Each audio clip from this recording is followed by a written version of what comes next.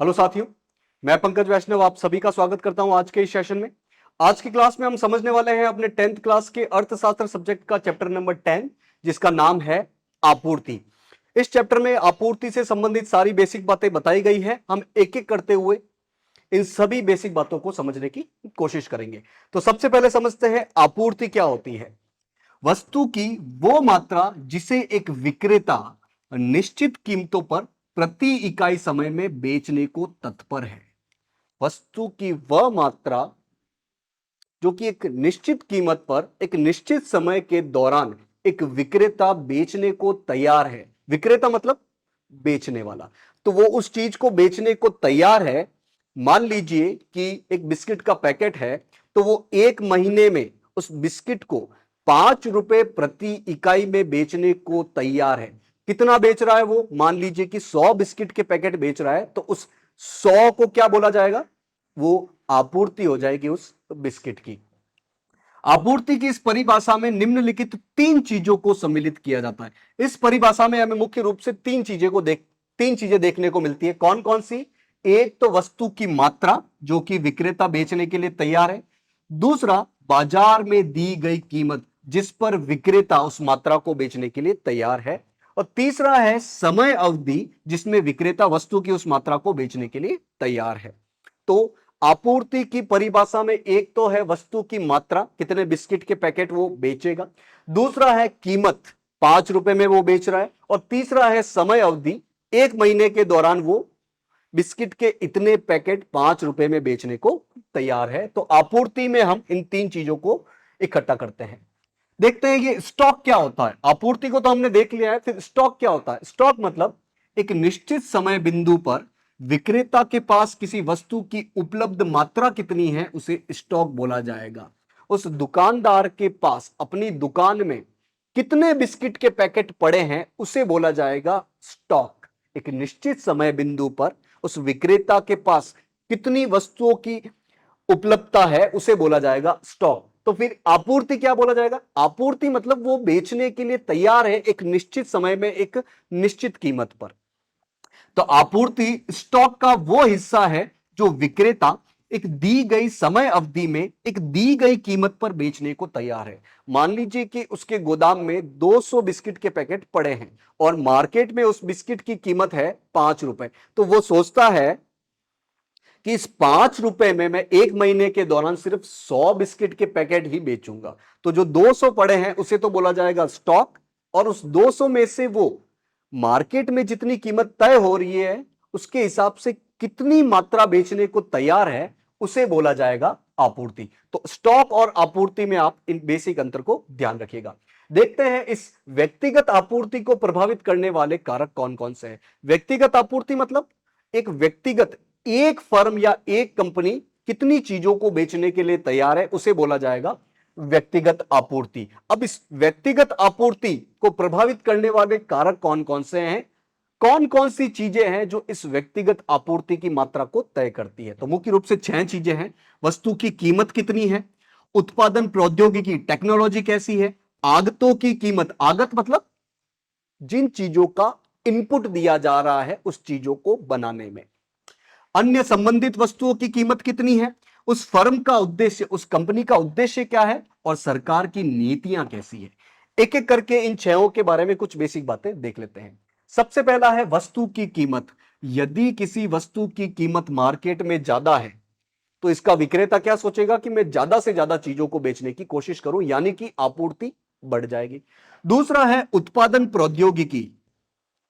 अगर टेक्नोलॉजी बहुत शानदार है और कम समय में बहुत ज्यादा चीजें प्रोड्यूस की जा रही है, बहुत ज्यादा चीजों का उत्पादन किया जा रहा है, अगर ज्यादा चीजों का उत्पादन जल्दी हो रहा है तो उसकी जो उत्पादन लागत है वो कम हो जाएगी। और उत्पादन लागत कम हो जाएगी मतलब कि वो मार्केट में ज्यादा से ज्यादा कम कीमत पर भी बेचने को तैयार हो जाएगा।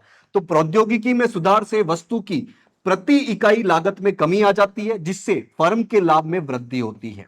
ये फर्म को इस सुधारी हुई प्रौद्योगिकी का प्रयोग करके वस्तु की ज्यादा से ज्यादा आपूर्ति करने के लिए प्रेरित करता है कि अपनी तो लागत कम आ रही है, तो ऐसा करते हैं हम मार्केट में इसको ज्यादा से ज्यादा बेचने की कोशिश करते हैं। हल्की सी कम कीमत पर भी बेच लेंगे तब भी अपना लाभ हो जाएगा। तो टेक्नोलॉजी बढ़िया यानी कि मार्केट में आपूर्ति बढ़ जाएगी। तीसरा है आगतों की कीमत। यदि किसी वस्तु के उत्पादन में प्रयोग की जाने वाली आगत की कीमत में कमी आती है तो प्रति इकाई उत्पादन लागत कम हो जाएगी और फलस्वरूप वस्तु की आपूर्ति बढ़ जाएगी। आगत मतलब किस चीज का आप इनपुट दे रहे हो। जैसे कि ये टी शर्ट बनाने में किस चीज की जरूरत पड़ेगी, हमें कपास की जरूरत पड़ेगी, रुई की जरूरत पड़ेगी। मान लीजिए कि ये कॉटन का टी शर्ट है, इसके लिए हमें कपास की जरूरत पड़ेगी। यदि कपास की कीमतों में कमी आ जाती है तो ये टी शर्ट बनाने वाली कंपनी खुश हो जाएगी कि अपनी आगतों में के लागत में कमी आ रही है तो मैं ज्यादा से ज्यादा टी शर्ट बनाती हूं और उन टी शर्ट को मार्केट में बेचती हूं। तो यानी कि आगतों की कीमत में कमी आ जाएगी तो किसी भी चीज की आपूर्ति मार्केट में बढ़ जाएगी। चौथा कारण है अन्य संबंधित वस्तुओं की कीमत। उदाहरण के माध्यम से समझते हैं इस चीज को कि एक किसान है, वो दो वस्तुओं का उत्पादन करता है, गेहूं का उत्पादन भी करता है और चावल का उत्पादन भी करता है। यदि चावल की कीमत मार्केट में कम हो जाती है तो किसान भाई क्या सोचेगा कि मार्केट में, बाजार में इस चावल की कीमत मुझे कम मिलेगी तो मुझे चावल नहीं बल्कि गेहूं ज्यादा पैदा करना चाहिए, क्योंकि गेहूं की कीमत हमें ठीक ठाक मिल जाएगी। तो यानी कि अन्य संबंधित वस्तुओं की कीमत भी एक इंपॉर्टेंट कारक है जो कि आपूर्ति को प्रभावित करता है। अगर संबंधित वस्तु की कीमत कम हो जाती है तो व्यक्ति दूसरी वस्तु को आपूर्ति में बढ़ोतरी कर देगा। पांचवा कारण है फर्म का उद्देश्य। कोई भी कंपनी का उद्देश्य क्या है यह भी तय करता है कि उस चीज की आपूर्ति बढ़ेगी या कम होगी मार्केट में। जैसे कि मुख्य रूप से तीन उद्देश्य के लिए काम करती है कंपनी। कोई कंपनी लाभ के लिए काम करती है, कोई कंपनी यह सोचती है कि मेरी बिक्री ज्यादा से ज्यादा हो, ज्यादा से ज्यादा चीजें बिक जाए, लाभ का प्रतिशत प्रति इकाई कम होगा तब भी चलेगा, ज्यादा चीजें बिक जाएगी तो लाभ अपने आप बढ़ जाएगा। और तीसरा उद्देश्य किसी कंपनी का हो सकता है प्रतिष्ठा की, नहीं मैं घाटा खाके भी चीजें बेचूंगा क्योंकि मेरी प्रतिष्ठा है, मेरी इज्जत है मार्केट में। तो यह भी कारक है जो कि मार्केट में किसी भी चीज की आपूर्ति को प्रभावित करता है। और छठा कारक है सरकारी नीति।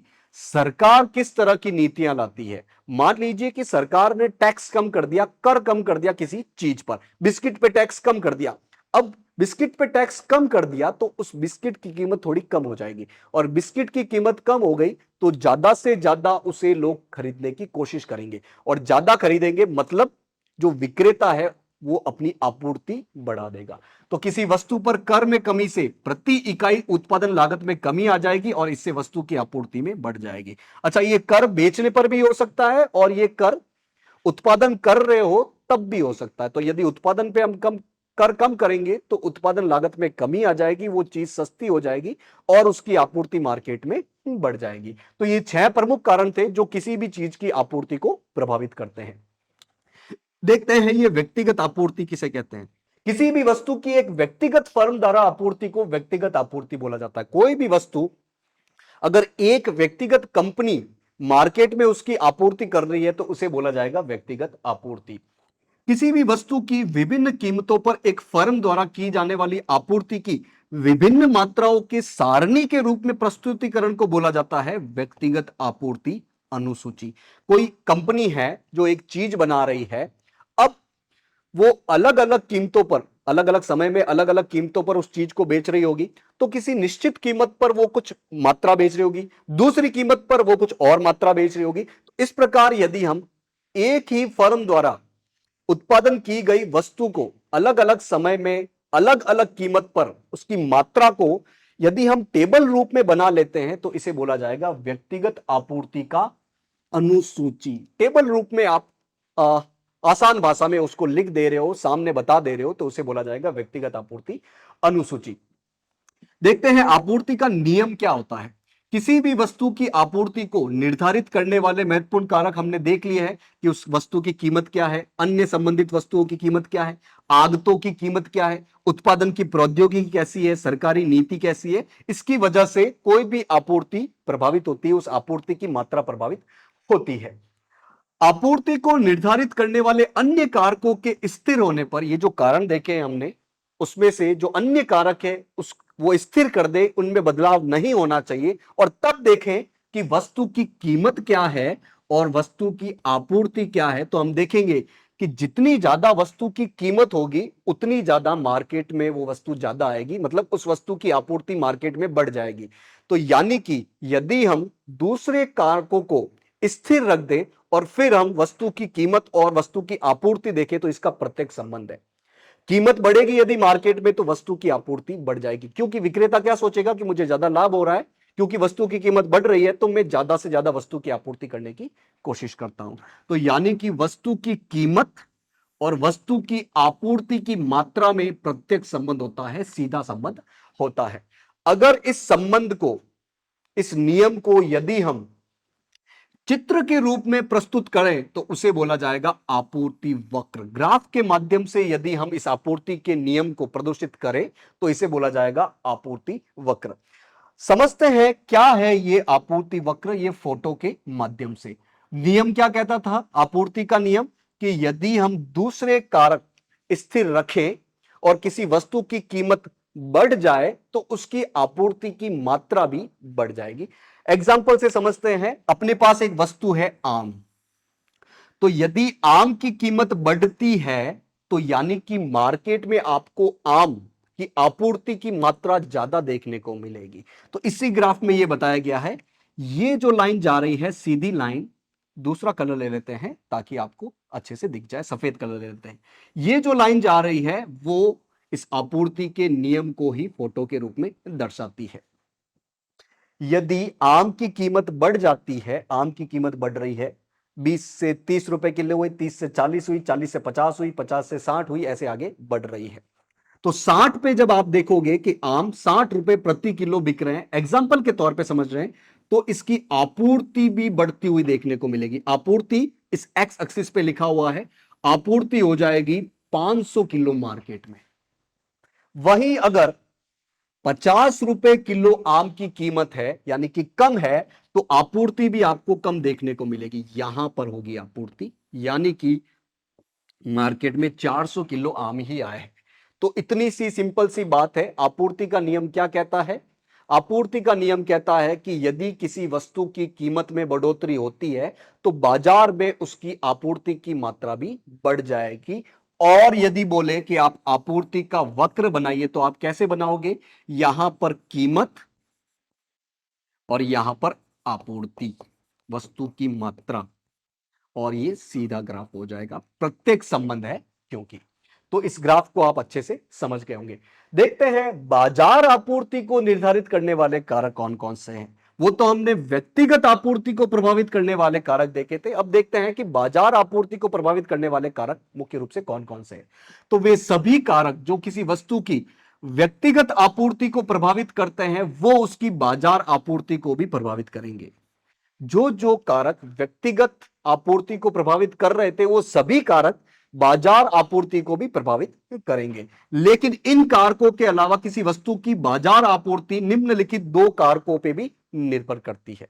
कौन कौन से वो दो कारक है जो बाजार आपूर्ति को अलग से प्रभावित करते हैं? एक तो है विक्रेताओं या फिर कंपनी, फर्मों की संख्या कितनी है, और दूसरा है संभावित भावी कीमत कितनी है। एक एक करके दोनों के बारे में कुछ बेसिक बातें देख लेते हैं। पहला है विक्रेताओं और फर्मों की संख्या कितनी है बाजार में। यदि फर्मों की संख्या में वृद्धि हो जाती है तो बाजार आपूर्ति में भी वृद्धि हो जाएगी। यदि किसी चीज को बनाने वाली कंपनी में भी बढ़ोतरी हो जाती है कि पहले एक कंपनी वो चीज बनाती थी, अब 5 कंपनी वो चीज बना रही है, तो मार्केट में उस चीज की आपूर्ति बढ़ जाएगी, वो चीज मार्केट में आपको ज्यादा देखने को मिलेगी। दूसरा है संभावी भावी कीमत। यदि कोई कंपनी ये सोचे कि वर्तमान में नहीं बल्कि आने वाले समय में इस चीज की मुझे कीमत ज्यादा मिलेगी, तो वो वर्तमान में कम आपूर्ति करेगा, भविष्य में ज्यादा आपूर्ति करेगा। तो यदि निकट भविष्य में किसी वस्तु की कीमत में वृद्धि होने की संभावना है तो वो फर्म या वो कंपनी अधिक लाभ कमाने की आशा में वर्तमान में उस वस्तु की कम मात्रा की आपूर्ति करेगा कि नहीं हम तो भविष्य में बेचेंगे, वर्तमान में इसकी आपूर्ति नहीं करेंगे। तो ये दो अलग से कारण हैं जो कि किसी भी वस्तु के बाजार आपूर्ति को निर्धारित करते हैं। तो आज के इस सेशन में हमने आपूर्ति से संबंधित कुछ बेसिक बातें समझी। आपको करना क्या है, आज जो भी चीजें समझी है उसको आज ही रिवाइज करना है ताकि लंबे समय तक आपके दिमाग में बनी रह सके। आशा है कि आज की क्लास आपको समझ में आई होगी। आज के इस सेशन से जुड़ने के लिए आप सभी का बहुत बहुत धन्यवाद।